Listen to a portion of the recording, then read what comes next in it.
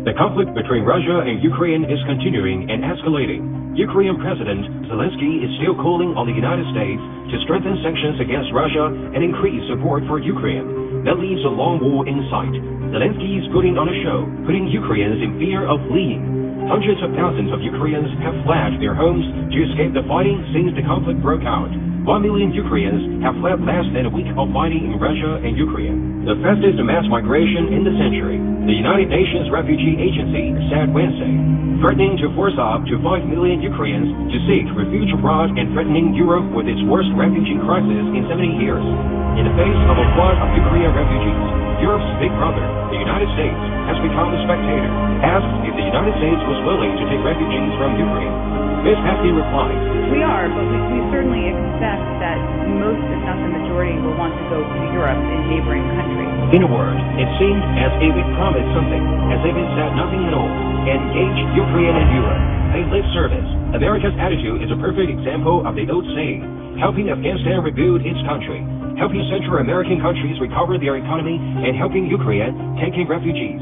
The U.S. always regards global affairs as its responsibility in words, but it is easier to write a bad check than to take actions. These are not the only countries where American lip service is nearly failed. Giving lip service to NATO on the border issue is actually treacherous to international relations. The United States once assured Russia that NATO would not expand to Poland or beyond. Starting in the 1990s, NATO undertook 5 rounds of expansion, bringing its eastern defenses directly to Russia's doorstep, 135 kilometers from St. Petersburg. Giving lip service to support Europe is actually grabbing business at a critical moment. Russia has the world's largest natural gas reserves.